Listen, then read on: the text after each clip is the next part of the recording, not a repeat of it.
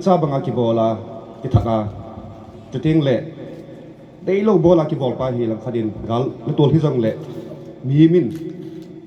United Nations lang dana nei hi gal sunga thil bol in bol ong dan jong le mai ho i gal mi te ki sa dan hi abal tan chi hi pathinin chunga amon amho athil bol le pathinin action la ta hen lang hi jong le e ho in i bol thei sun sunu tunia pathini hen lang ki khopna tam ta om jong le nampi ngei lu na zala chalai mona iso piti neu zania mi himbo la ki bol lo kan cha banga ho pal liwa ki tha chikiu chi hilawa a khut ke tan pi loi na la ya chuting le akenga ki kaya kan cha sanga kan cha lang ta ki bol lo hi jong le igal mi tem ti bol hi apa ai lo le a revenge si pathin khut anga muitin e honi bol thei sunu tunia chalai ya he ngai lut na le nampi ngai lut na zala tu ni hangkal song lu si sunu na chunga ki patu ka sei in mabana jong tabang hin thil hi igal tol hi lai je in galang ki chai nai pun ilung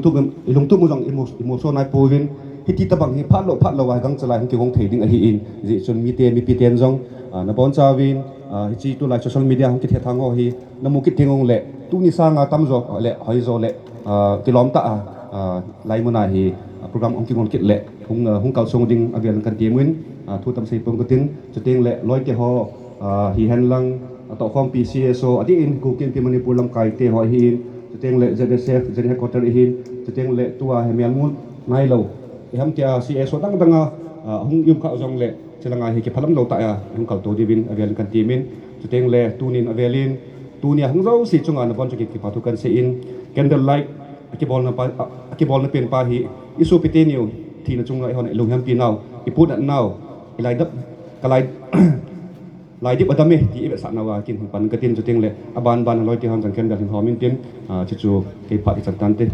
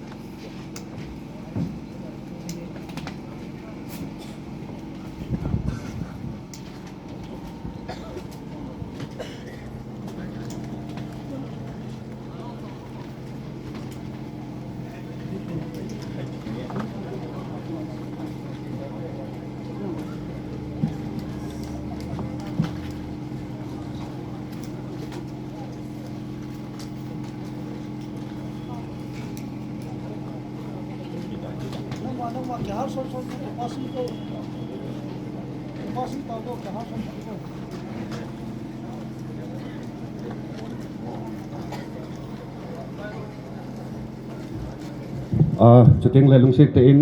het sa na khat chu tua he ken dal in wal te thonin chilaya coffin kom chana hi thi pian hi chi hi lai hen ken dal tungu tin hai thele ba nei chan langa hung ki tolo tin chalanga hung po do tin chalaya thi hi na lai hin chung han ken dal koi law hen ke pa me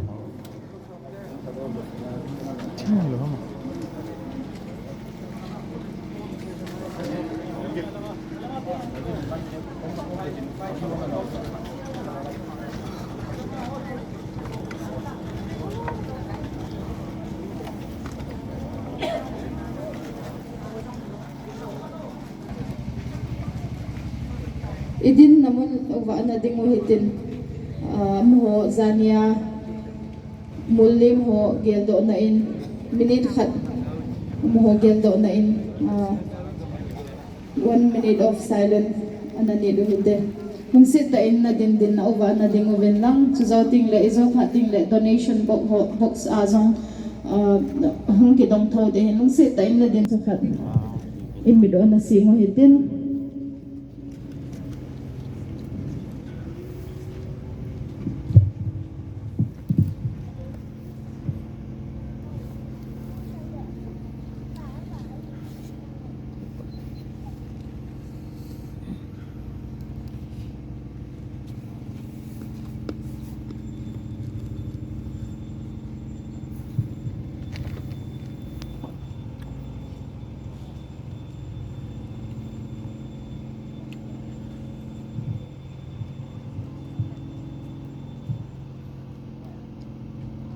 na ha tau hite tuin iken delu izoi sema bangvin hilaya thingzola hin koyu hitin program aban ina chal diwahi in idin namun itaw namun si hilay kendel hung koy zo tingle idin namun itaw namun si izot kidingobin ikihet sa ove operator ho ako nin la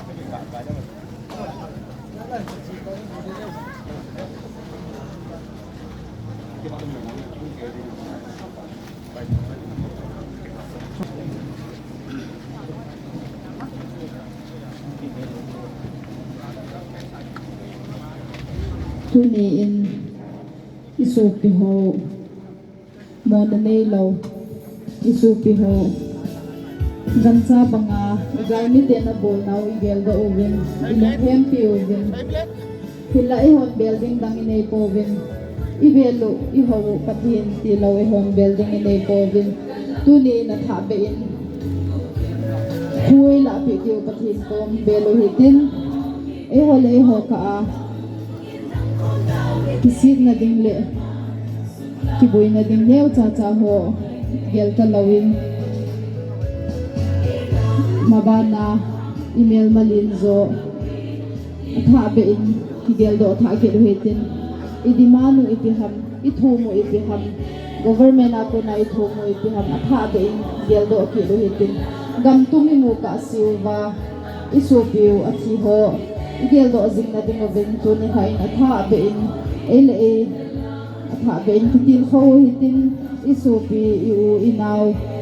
pannatheya panghozaw si athabein til kho hitin